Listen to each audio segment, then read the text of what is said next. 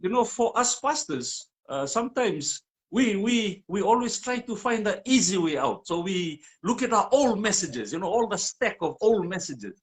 So we go through that old message. Why? Because sometimes, you know, we are so busy. So we try to pull out an old message, dust it off, and we pray for the anointing on it. Eh? But I felt in my heart, you know, I said, no, none of that. You know, I have Amen. to bring something that's fresh to this platform, something that I believe God is going to lay on my heart to be able to bless, you know, my host and also the platform today. And Amen. so I just want to speak on something. It might seem maybe directed to leaders, but I believe it's actually directed to all believers in Amen. Christ. Amen. And so I want all of you, please, if you can just give me a few moments of your time to Yes. just pay attention and just to open your heart to what God is saying. Because I want to speak about 3 keys to effective ministry. Now Yeah. you might say, Pastor, this is only for pastors. You know, this is only for cell group leaders. But you know, everyone who is born of God has a ministry. We are called to do something. And so I Yes. want, you know, I would really like to give you some keys that I've learned over my past 30 years or so of ministry that Wow. I'd like to share with you today. So with your Yes. permission, Pastor Alfred, I'll just carry on with it. Eh? Amen. Carry on, Amen. Pastor. Carry on. Hallelujah. Yes, sir. Okay, Amen. see, so what we'll do is the first 2 parts of this message, you know, I understand that I have 25 minutes or so I'm going to use that time to get straight to the point. And the first 2 parts of the message is basically to deal with your calling and your assignment. Your Amen. calling and your assignment. If you Yes. get these 2 things correctly done before the Lord, you'll have an anointed ministry. But Amen. if you have one of these things not working correctly, you'll have a ministry, but it's going to struggle. It won't be Yes. like this. It'll be Yes. like this, or it'll Yes. be like this. See, so Yes. it's very important for us to look at the 2 pillars of this ministry and to be Yes. able to look at your calling well and your assignment well and see Mm. how they work to bring you anointing in your ministry. And then Yes. when we finish with those 2, we will look at the 3rd key, and that I will leave towards the end of the message. Amen. And so the first part of the message, first I'd like to read to us from 2 Kings chapter 13.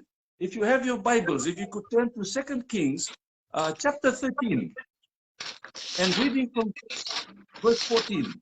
2 Kings chapter 13 and reading from verse 14.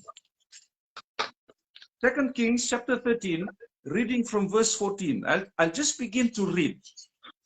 It says, Elisha had become sick with an illness of which he would die. Then Joash, the king of Israel, came down to him and wept over his face and said, O my father, the chariots of Israel and their horsemen. And Elisha said to him, take a bow and some arrows. So he took himself a bow and some arrows. Then he said to the king of Israel, put your hand on the bow.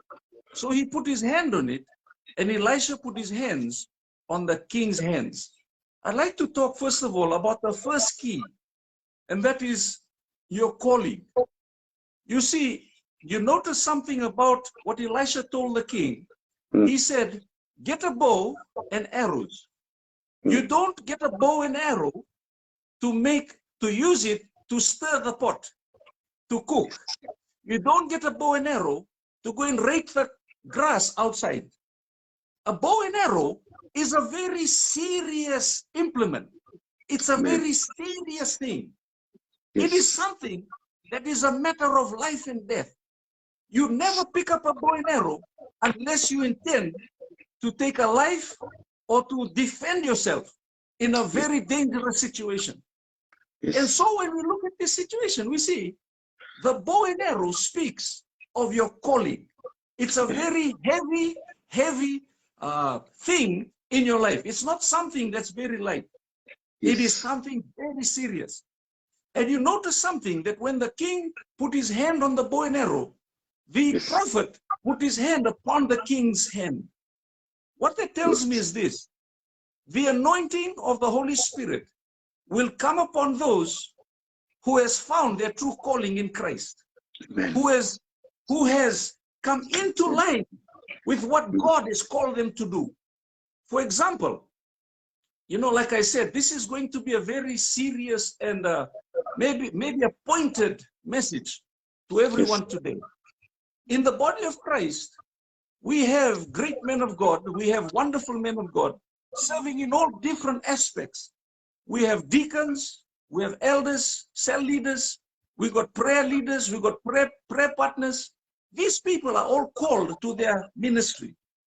But at the same token, we also have misfits, people who are not called to do a certain task in the body of Christ, and they are forcing themselves to fill into that calling. There are people who are supposed to be a number 2 in the church, but they want to be the senior pastor.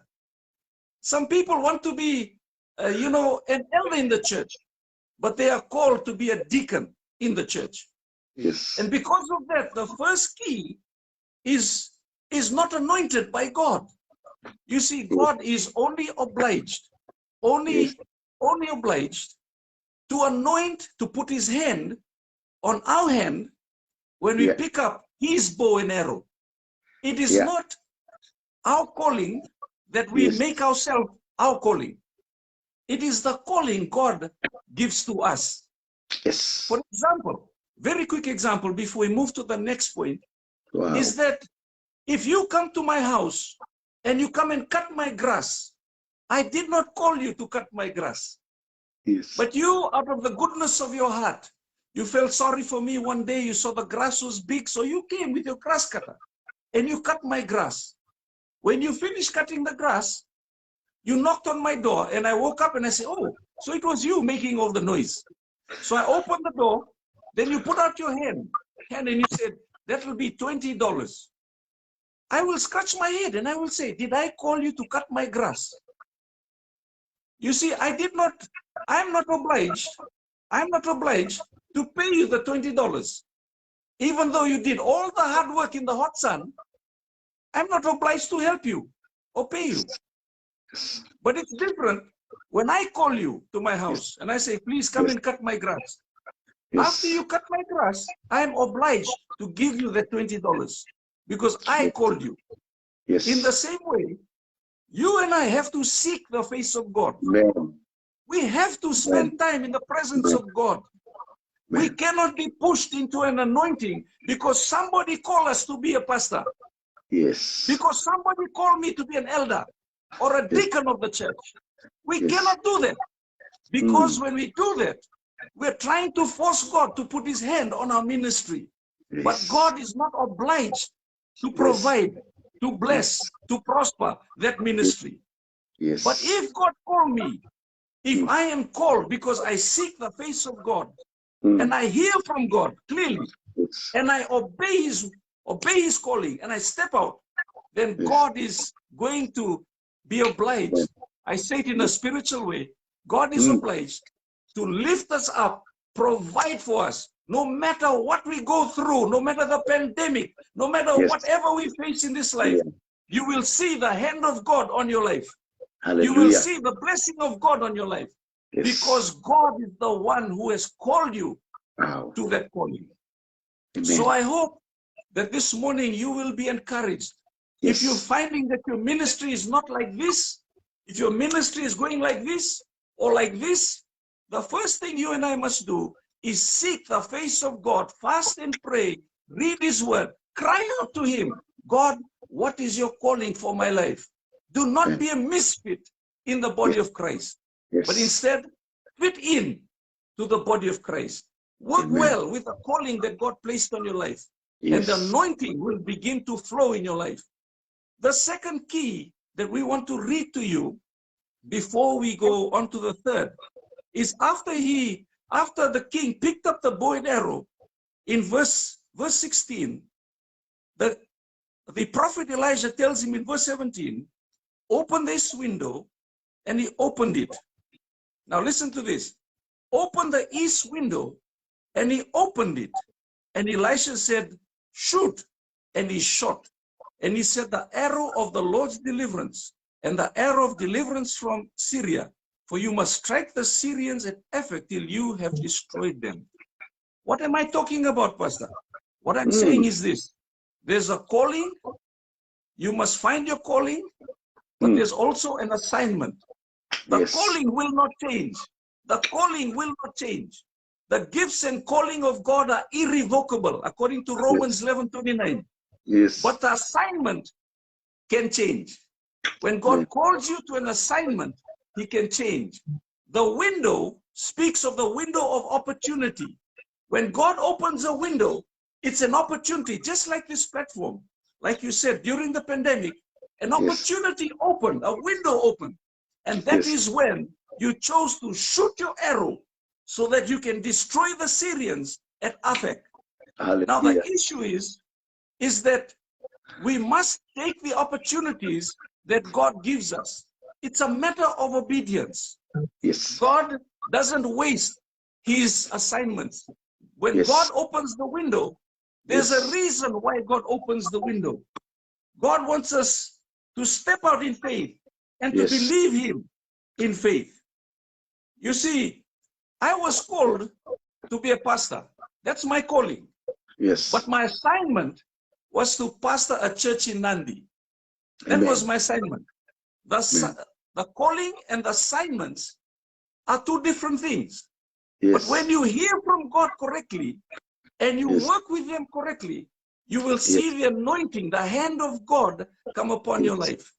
Amen. You see, when we begin to function in the proper calling, as a pastor, as a cell leader, as an elder, and we are sensitive to the Holy Spirit for the assignment God has called you, you will see this begin to happen. When it comes together, the anointing of the Spirit will begin to open doors for you and destroy the Syrians before you. You see, when we begin to walk in a ministry, when the ministry is beginning to open for you, and you walk in the calling and the assignment, you will find that the Syrians, which speaks of your enemies, will begin to be silenced. Because when you start a ministry, you will not have a free ride. You'll not have an easy ride. Pastor Alfred, I'm sure that you can agree with me that your life as a minister of the gospel has not always been easy. No. Yes, you know, there are many times in which you will find yourself under attack. The Syrians will be at your border. The Syrians will wage guerrilla warfare. But I'm telling you something, all the listeners today, that when your calling and your assignment comes together, you will destroy the Syrians in the name of Jesus. Hallelujah. The Syrians will be destroyed in the name of Jesus.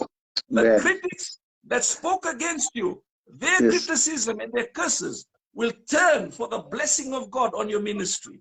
Hallelujah. And that's the thing that I also face in the last 30 years or so. Our church has experienced tremendous upheaval, tremendous problems. But you know something? These two things I guard the most in my life. What is my calling, Lord? What is my assignment? When I guard those two things and I focus on my assignment, I'm not moved by what the critics are saying. Then I notice something. When I put my silence to my mouth and I put my hand to the plow and I work hard according to my assignment, God does the work and fight my battles, and he silences my critics in the name of Jesus. So we do not have to worry about who's saying what, who's doing what, who's speaking against us, who's writing a letter against me. I don't have to worry about that. All I know is this. The ministry, as long as it goes like this, my God will fight my battle. My God will fight your battle. Whoever's listening today, don't worry. Those curses is turning for your blessing. You will receive a harvest of righteousness in the name of Jesus. Finally, I just want to close with this. You have a calling from God. You have an assignment from God. But there's a third key that you must always look after. And this is what I want to touch on today. Just to close. And I want us to look again at 2 Kings chapter 13. And I want us to look at verse 18, just to close today.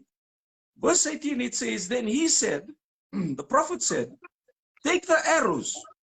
And so he took them. And he said to the king of Israel, strike the ground. So he struck 3 times and he stopped. Verse 19. And the man of God was angry with him and said, you should have struck 5 or 6 times. Then you would have struck Syria till you have destroyed it. But now you would strike Syria only 3 times. And in verse 25, right at the end of the chapter, Jehosh, the son of Jehoaz, recaptured from the hand of Ben-Hadad, the son of Hazael, the cities which he had taken out of the hand of Jehoaz, his father, by war. 3 times Joash defeated him and recaptured the cities of Israel. Wow. What I'm trying to tell you is this. Wow. When God gives you a calling, that's permanent. But when God gives you an assignment, that is many times temporary. Because when you finish an assignment, he moves you to another assignment. But when you're in the middle of the assignment, I want to give you the 3rd key. You must be a finisher. Amen. You must be a person who completes your assignment.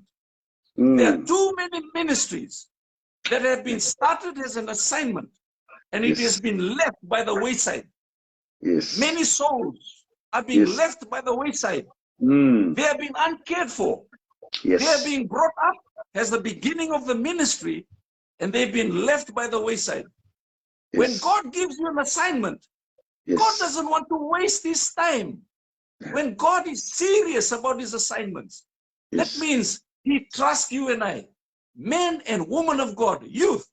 When God calls you in an assignment to witness to your neighbor, to win a community for Jesus, to do something for him, many times he will not tell you the time period. He will not tell you after 2 years you finished. Many times it is a walk of faith. You must have a person, you must be a person of faith that you can even carry on even though you cannot see the end result. That is a finisher. You see, when the king picked up the arrows, he struck the ground only 3 times because he was not a finisher.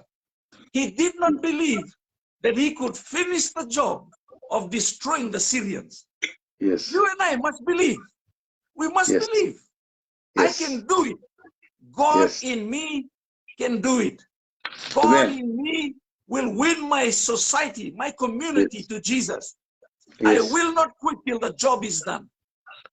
Or else, if God tells you it's time to move on, your assignment has been completed. And this is the thing we must know how to do. You must also know how to finish well. I have seen some churches, when the pastor leaves, the church is in a mess. When the pastor leaves, everybody is crying. Where's pastor? Where's pastor? Where's the leader? But the pastor is gone. The problem is, we need to prepare to finish well. That means before you leave your assignment, God will give you time to raise up a successor, to raise up people who can help lift up the work to another level and continue even though you're not there. You see, I must work myself out of a job. I'm the pastor of Living Way Nandi. But I must come to the point where I'm able to raise up successors and my job is done. That's my job. But some leaders, pastors, cell leaders, they want everyone to need them. They want to be needed. So they don't want to give it to somebody else. They don't want to train someone. But you see, for us, this is not our work. This is not my work. This is the work of God. Jesus gave his life for the soul. Jesus gave his life for the church. You and I will pass one day. You and I will go on one day. But before we leave, we must raise up somebody to raise up this work to another level. We are not here to play games. I'm not here to play games. I'm here for God's purpose. So when Amen. you have the calling, that's the first key, your assignment, and you must finish well. I just wanted to pray for everyone before I hand it over to my dear Yes, friend, sir. Pastor Alfred. Yes, sir. Let's all just bow heads and let's pray. Hallelujah. Heavenly Father, today, I pray for everyone who are listening. I pray for the blessing of seeking you. It's a blessing. Hallelujah. It's a privilege. I Wow. pray for every person who is tuned into this platform today Yes. and also in the future, that every person, oh God, Lord, will live for you and not for themselves. Help each one of us, oh God, to be humble always, Yes. never to allow pride to mark our ministry. This Hallelujah. ministry does not belong to me, not Yes. belong to anyone else. It belongs to you. Yes. I pray, God, that you'll help us to recognize the calling, recognize the assignment which you've given us in this season, and help us, God, to be good finishers. That before we leave, help us to make the ministry strong and healthy, help us to raise up good successes, Thank so you. that when our assignment is finished, the people can give glory to the living God. Father, we love you and honor you. We pray a blessing over Pastor Alfred and his ministry, over Yes. Jehovah Jireh for raising up this platform for such a time as this, that you will bring increase and blessing and anointing as he fulfills his calling and his assignment for this season. Yes. Lord, we thank you for provision, health, finance, and blessing upon his life. Father, thank you. We commit this time into your hands. In Jesus' name we pray. Amen, amen, amen. God bless you, Pastor Alfred. Thank you for allowing me Hallelujah. to speak on Wow. the ministry. Amen. Wow. Amen. What a Glory to God. powerful and encouraging words, my brother. Hallelujah. I'm telling you one thing. Many hearts are touched this morning. You know, that we got to recognize our call. Amen. You know, and when there's a call of God upon our life, we'll be blessed and led by the power of the Holy Ghost. Amen. And we'll Hallelujah. be there fully satisfied to complete the assignment that God Yes. has given to you and to me. You know, you see, Amen. when God called David, you know, the Bible says in 1 Samuel 16, when Samuel anointed David, and the Bible said that when after anointing, God filled him with the Spirit to move forward. Hallelujah. Hallelujah. You know? Hallelujah. So when you and I are called, God will fill us with the Spirit to direct our path. And when God directs us, we will be able to complete our assignment. Hallelujah. Amen. You know? Hallelujah. Thank you, And Jesus. we got to open our ears to God's voice, as you said. Amen. Listen Hallelujah. to his voice. And, Yes. and so many, I agree with you, Pastor. And I thank God that you brought this subject. A lot of people has not heard the call of God. Amen. You know, as you said, you know, and that is why they struggle. And I thank God. A lot of people, you know, this ministry, I'm hearing to the voice of God, and God is leading me in a positive Amen. direction. You know, Amen. Hallelujah. I'm so thankful to God. And I want to conclude with this a story on the same line, that there was a Amen. lady in a church who thought in her heart that I want to go and preach. Right. And then she went to the pastor and said, Pastor, I want to preach. The pastor looked at her, is she a sister? She said, yeah, I feel like in my heart I want to go and preach. The pastor said, Right. okay, next week Sunday, you go and preach. So she went to the pulpit the next Sunday. She looked at the crowd, about 1,000 people. She stood there and never uttered a word. She got shocked. Whoa. She never said Whoa. nothing. Whoa. She never was not able to speak anything. And then the pastor went up after 10 minutes and said, sister, you go and sit down.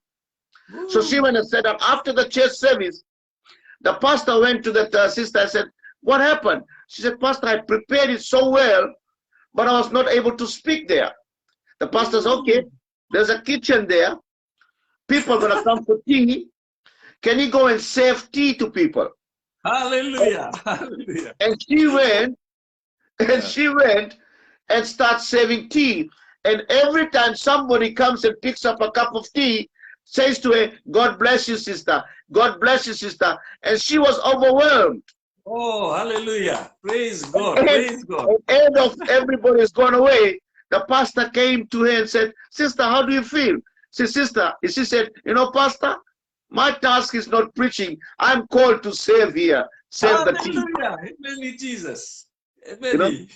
And today, you know, you may be thinking that by preaching, you can be entering heaven. I tell you one thing, by standing at the door of the church and welcoming people, that can be a ministry also. Hallelujah.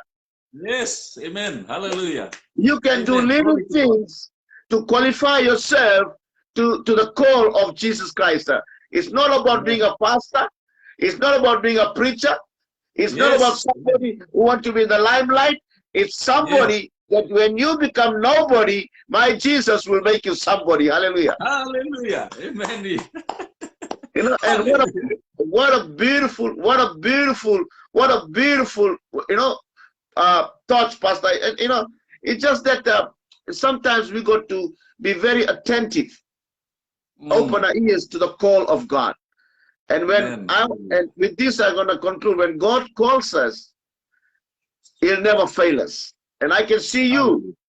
You are a living testimony, Pastor. I remember you working in the bank. We're traveling in the bus together, all the time sharing, you know, coming together, and your commitment to God at the Land Avenue Pentecostal Church.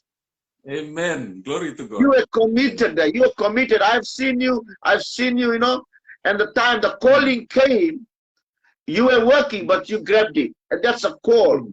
And the assignment given to you, you haven't finished the race yet. But you're still in the assignment. You want to finish the assignment, so you get a 100% mark as a tick. Thank you, my son. Hallelujah. Thank you. Amen. Thank you. Thank you, and Pastor. we don't train to run half race. We train to finish the race. Yes, you know? Yes. Hallelujah. And that's what God is doing in your life. Pastor, thank you so much. What a powerful encouragement. And I will see you again. This is Jehovah Jireh Ministries, face to face. Let the dews of heaven fall upon my thirsty soul. I believe a lot of dews has fallen in our hearts this morning. Hallelujah. Amen. Amen. And this is none other than Pastor Conan Hatch from Living Way Church in Nandi at the back road. And Pastor, before you conclude, you like to invite people, those who are in your area in Lotoka and Nandi, and if they're not going to fellowship anywhere, you want to tell them, invite them to your church. And after that, I want you to pray for every pastors. I want to pray for every person on this platform. They have to recognize their calling and say, yes, Lord, I'm here to do the assignment that you have prepared for me. Leave it to Pastor to tell about the church and pray. Amen. Yeah, I'd just like to welcome anyone who might be looking for a good Bible teaching church, a Bible-based church. We are based at the Living Way at the American Christian School on the Nandi Back Road. We'd love to have you join with us every Sunday. Get in touch with me because we have, because of the COVID restrictions, we do have limited seats for both services. We are running 2 services to be able to accommodate the people who are coming. So please get in touch with me before Sunday if you'd like to come to church, and we'd love to have you. But if you're part of a Bible-believing church already, I really encourage you to keep going to that church, keep serving the Lord in the calling and the assignment God has called you to that church. Okay, you know, so I just really like to encourage people: be faithful where God has planted you, and you will prosper.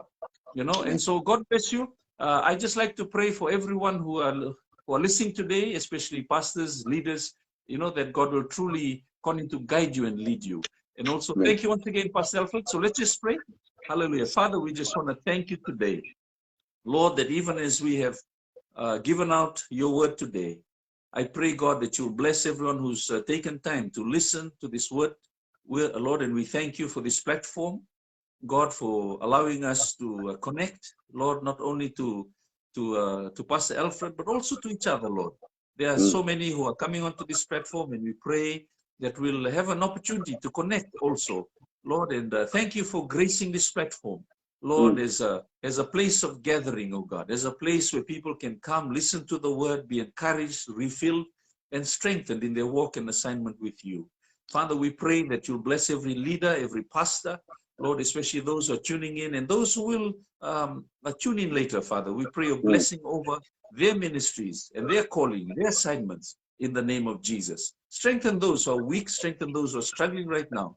Lord, give them a heart to seek you more and more, even as the end of time, end of days are approaching closer. Father, thank you for this time. We commit every person to you and pray a blessing over Alfred, Lord, Amoy and their children.